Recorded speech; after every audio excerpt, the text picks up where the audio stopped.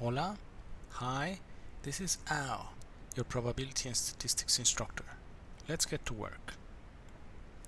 In this video, we will show another important application of MGFs.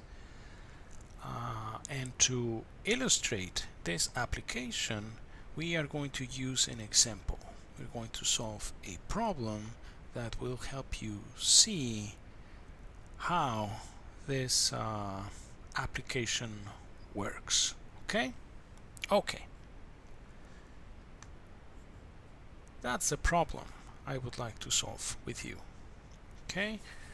So we have originally a binomial random variable y with parameters n and p. Okay?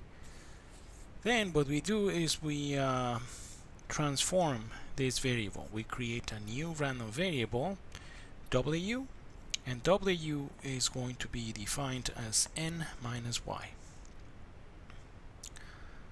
And what we would like to do is finding the moment generating function of w, the MGF of w, and then using that information, using the MGF, we would like to see if we are able to identify to which family of distributions w belongs to. Okay? That's the plan. That's our main problem. Okay?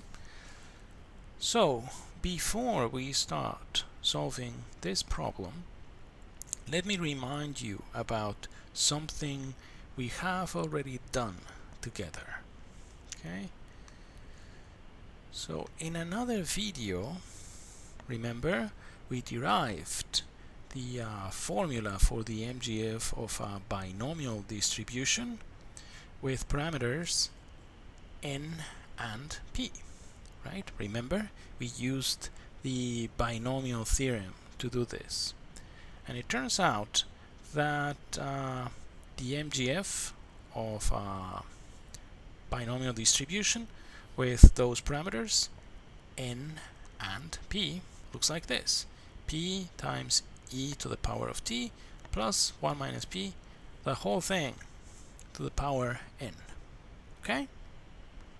Okay, so let's keep that in mind. Okay, another way of writing this would be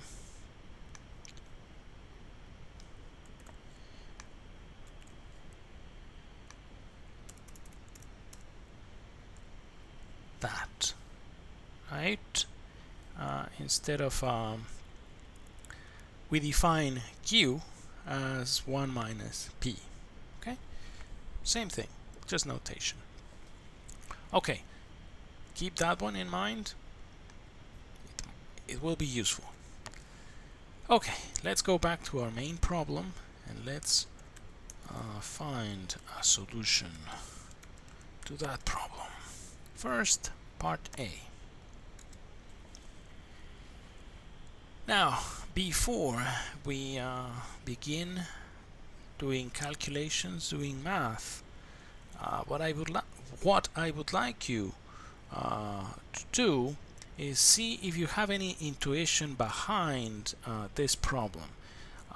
First, remember that w is given by n minus y, and also remember that a random variable y that is binomial with parameters n and p, what y, the interpretation of y is the number of successes in a sequence of n trials. Okay, so if y represents the number of successes in a sequence of n trials, then n minus y must be the number of failures, right?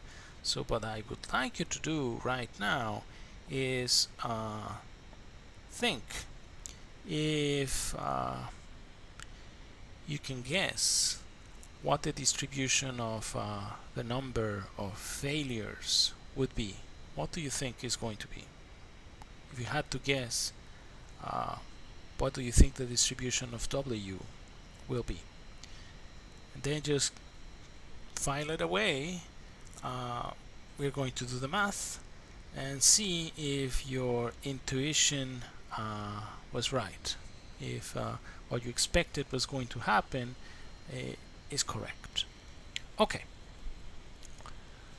so we want to find the moment generating function of W.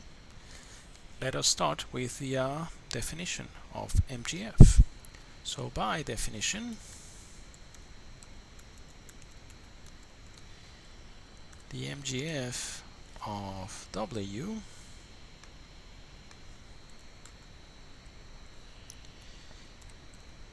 is given by the expected value of a transformation. The transformation is e to the power TW. Okay? Okay.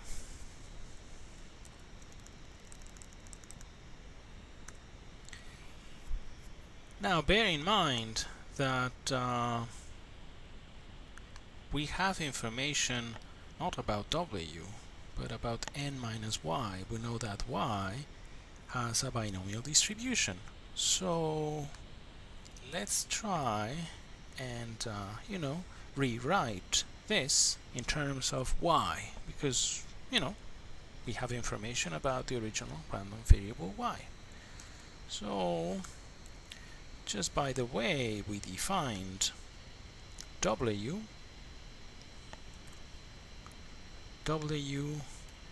represents n minus y. Okay.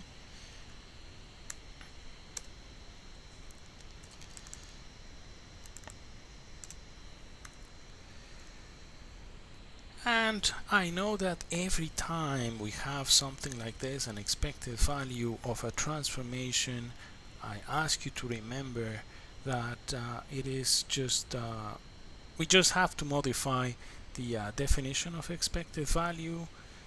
So I'm going to be doing that again, right? If you want expected value of y, then it would be the sum for all y's of y times the probability mass function of y, right? And we know that if we have a transformation, instead of y, we will have the transformation times the probability mass function, and then we will do the sum for all possible y's of that product, transformation times PMF. So let's do that here.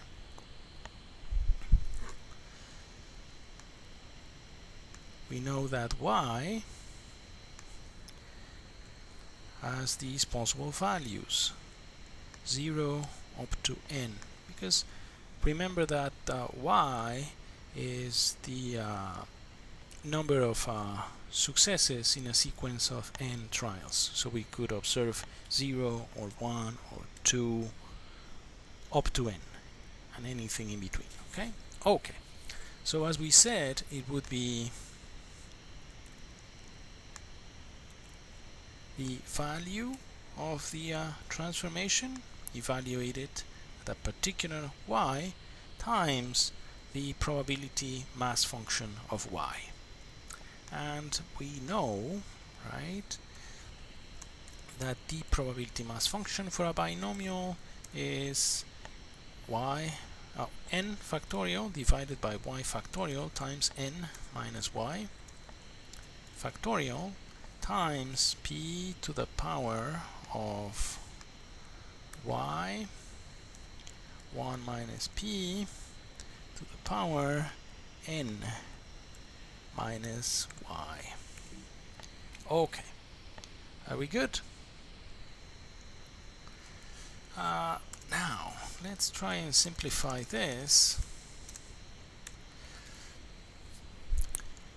First, note something interesting. These two terms, e to the power of t and 1 minus p, they have that exponent in common, n minus y, right? So let's try and put them together. So that multiplication is the same as this, right? Let me borrow e to the power of t.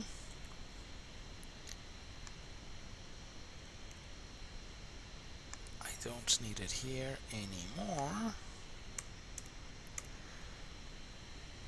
This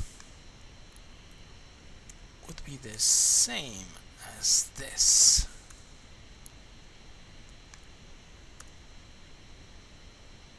You guys agree? Since we're multiplying these guys, right,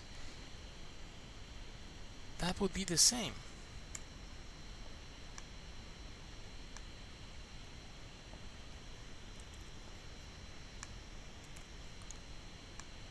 Right? E to the power t times n minus y times p to the y times 1 minus p to the n minus y, right, would be the same as p to the power of y. And instead of having these two guys separate, since they share that exponent, this is the same as e to the power of t times 1 minus p. The whole thing, that product between these two to the power n minus y. Okay, makes sense? Okay. Now, you guys remember the binomial theorem, right? So let A be P, okay, and B be this guy here,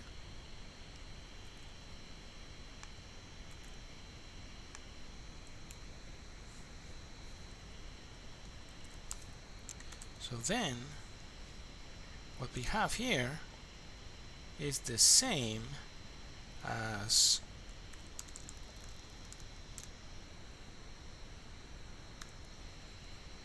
the following expression, a plus b to the power n, right? That's the binomial theorem.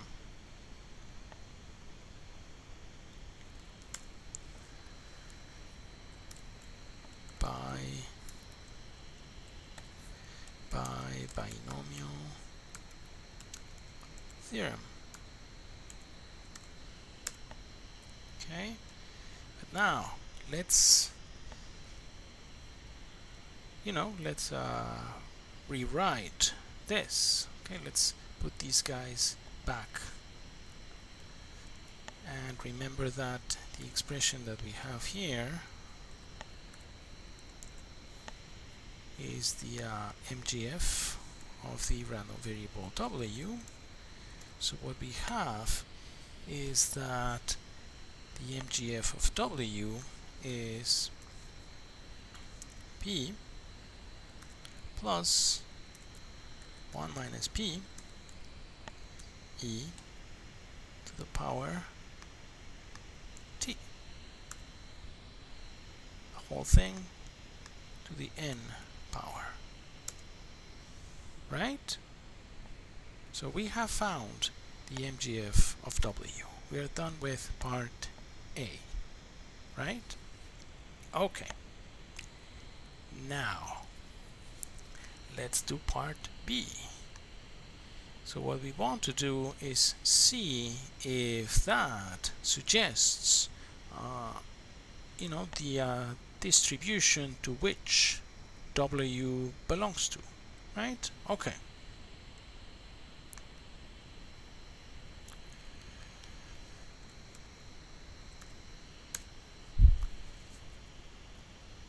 remember that we had the expression for the MGF of binomial distribution with parameters n and p. Let me show you that one again. Okay. So if y has a binomial distribution with parameters n and p, we have p, that's the probability of success for this guy, for y, times e to the power of t plus q to the power of n. Okay? Let me rewrite this guy here using that q notation.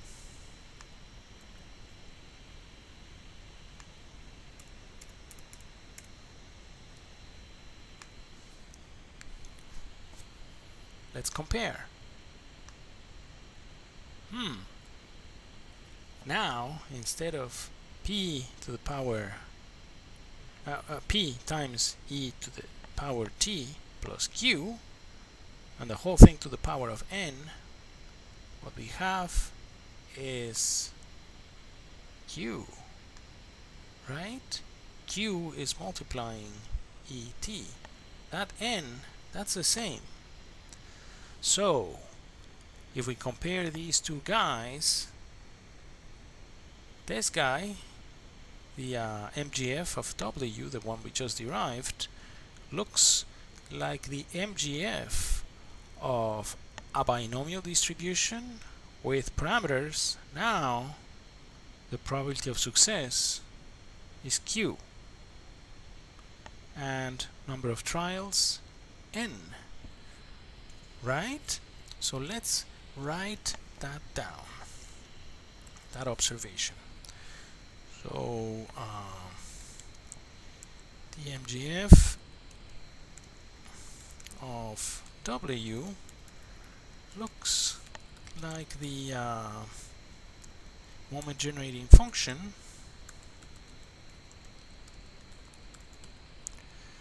of a binomial distribution with parameters n and q, right? Where q is this guy, 1 minus p.